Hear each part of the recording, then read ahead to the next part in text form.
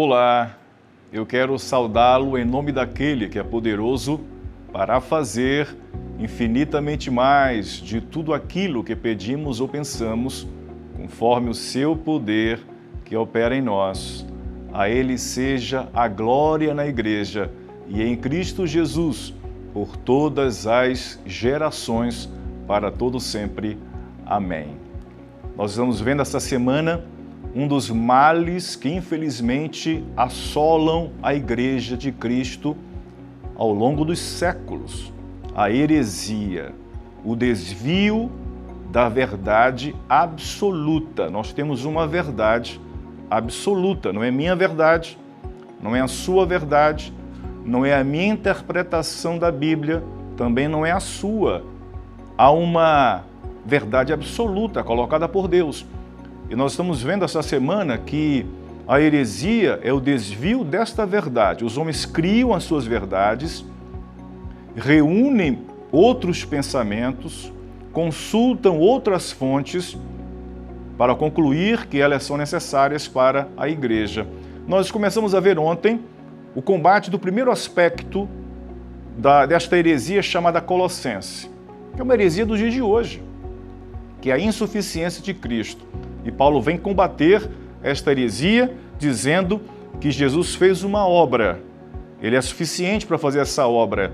Ele nos tirou do domínio das trevas e Ele fez algo mais. Nos transportou para o reino do Filho do seu amor. Esta obra foi feita na cruz do Calvário. Jesus é suficiente como Deus. Ele é a imagem do Deus unigênito, o primogênito de toda a criação, Paulo diz. Colossenses 1:15, ele é a imagem do Deus invisível, o primogênito de toda a criação, porque nele foram criadas todas as coisas, nos céus, na terra, as visíveis e as invisíveis, sejam tronos, sejam dominações, sejam principados, sejam poderes, tudo foi criado por Ele e para Ele. Ele é supremo nesta terra. Paulo diz que Ele é o Criador. Além de fazer a obra de salvação da raça humana, dos pecadores, Ele é o controlador absoluto desta terra. Verso 17 do capítulo 1, Paulo diz: Ele existe antes de todas as coisas e nele tudo subsiste. Jesus é eterno, absoluto. Inclusive, Ele é suficiente também para a igreja. Veja no versículo 18 do capítulo 1, Ele também é a cabeça do corpo. Ele é a cabeça, isto é, o gestor, o criador, o administrador, o controlador do universo. E também, Paulo diz, Ele também, versículo 18 do capítulo 1, Ele também é a cabeça do corpo, que é a igreja. Portanto, não sobra nada para ninguém no universo e na igreja. Ele, Paulo diz, é também a cabeça do corpo, que é a igreja, é o princípio, o primogênito dentre os mortos, para que em tudo tenha o primeiro lugar. Algumas versões dizem para que tudo tenha a primazia. Verso 19, Paulo termina dizendo: porque foi da vontade de Deus que nele habitasse toda a plenitude. Cristo para Paulo era pleno, absoluto, soberano, suficiente para a igreja e para o universo. Portanto, esta heresia que destrona Cristo da igreja, este ensino que torna Cristo insuficiente, é uma heresia. Por exemplo, você diz que crê em Jesus Cristo como teu Salvador, mas você lê horóscopo para se preparar para o futuro. Você anda com um pé de coelho no chaveiro do carro. Você anda com uma nota de dólar na carteira. Ao final do ano, dia 31 para o dia 1º, você só passa de branco para atrair paz, ou passa de amarelo para atrair riquezas. Ora, Cristo não é suficiente, a oração não basta. Se você que diz que crê em Jesus Cristo, ao mesmo tempo acredita no purgatório, Cristo deixou de ser suficiente, porque o purgatório é para completar a obra do perdão dos pecados, que Cristo não foi suficiente. Então veja que esse primeiro aspecto da insuficiência de Cristo está hoje nas igrejas. Hoje nós veremos o segundo aspecto desta heresia colossense, que, lembrando, era um sincretismo religioso dentro da igreja de Colossos.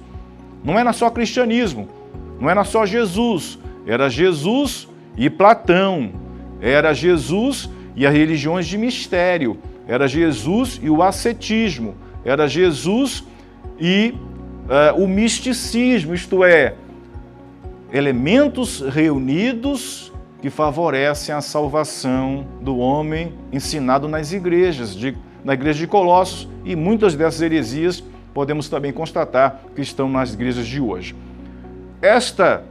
Primeiro aspecto da insuficiência de Cristo, Paulo resolveu. Agora ele vai tratar do segundo aspecto desta heresia. Lembra que ela é uma sopa de letrinha, ela é um caldeirão, tem muitos ingredientes. O segundo ingrediente desta heresia é a filosofia, o conhecimento humano. As pessoas trazem seus conhecimentos humanos, suas verdades, leem livros, trazem para a igreja para contribuir para a leitura bíblica, para a teologia bíblica, para o evangelho. Onde nós encontramos isso? Vamos para o capítulo 2 agora, lembrando que Paulo combate esta heresia colossense nos 2 primeiros capítulos do livro de Colossenses. Capítulo 2, versículo 8, Paulo fala o seguinte: tende cuidado para que ninguém vos torne presa por meio de filosofias e sutilezas vazias, segundo a tradição dos homens, conforme os espíritos elementares do mundo e não de acordo com Cristo. Paulo começa dizendo: tenham cuidado, porque dentro da igreja de vocês, da igreja de Colossos, há membros que estão trazendo suas filosofias, suas ideologias, seus ensinamentos que aprendem no mundo para dentro da igreja, para, reunido com a fé cristã, ensinar outra coisa que para Paulo era um desvio sério da igreja. Então ele começa dizendo para os membros terem o quê? Cuidado. Tende cuidado. Que cuidado é este? Para que ninguém vos torne por presa. Este ensinamento escraviza as pessoas. Essas ideologias escravizam as pessoas. Paulo reconhece isto. Tende cuidado para que ninguém, olha só, promovido por pessoas da igreja, ninguém está autorizado a escravizar o outro, trazendo desvios do evangelho ao evangelho. Tende cuidado para que ninguém vos torne por presa, por meio de filosofias e sutilezas vazias.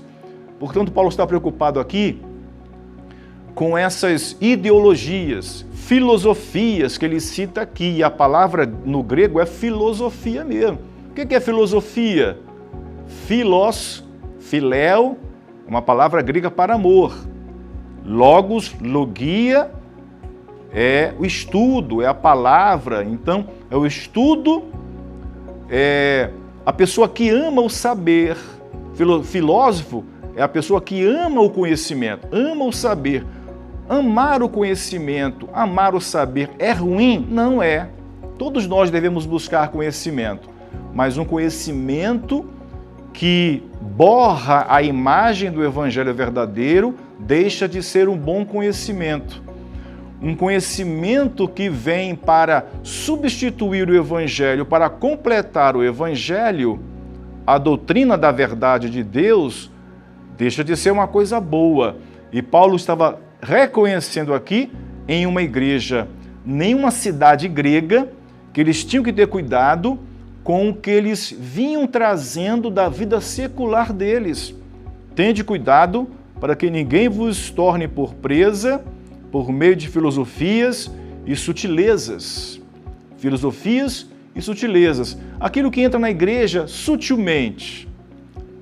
O feminismo, por exemplo, entra na igreja sutilmente. Aí as irmãs deixam de estar amparadas e seguras pelo ensino bíblico acerca do casamento e da função da mulher no casamento.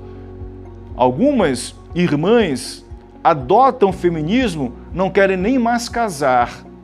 Ora, Paulo está cuidando aqui para que a igreja tenha cuidado com essas filosofias e essas sutilezas que chegam na igreja, ensinamentos que chegam a partir de onde? Qual é a fonte destas filosofias e vãs sutilezas? Sutilezas vazias, segundo a tradição dos homens. Isto é, não vem de Deus. Lembra que eu falei que a verdade absoluta vem de Deus?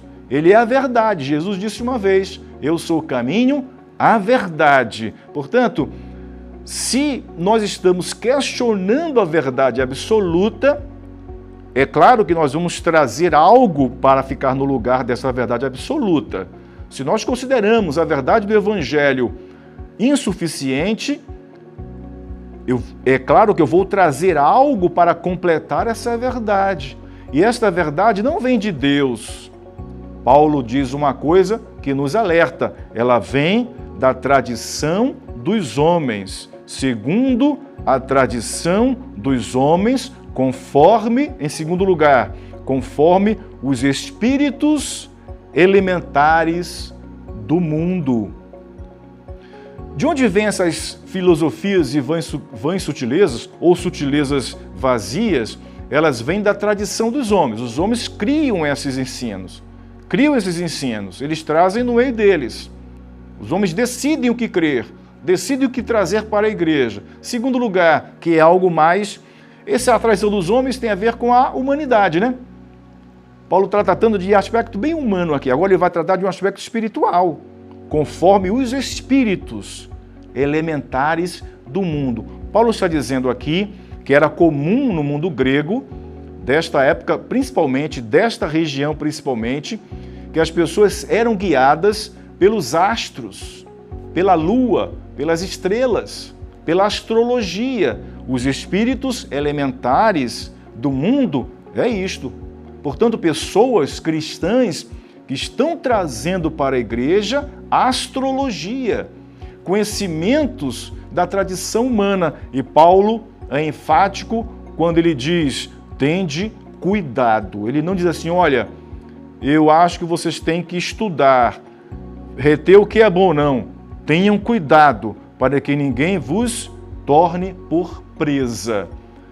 Filosofias, sutilezas vazias que chegam dentro da igreja, sutilezas vazias e filosofias que vêm da tradição humana, das filosofias humanas, algo bem humano, material, mas também, e mais perigoso, algo espiritual.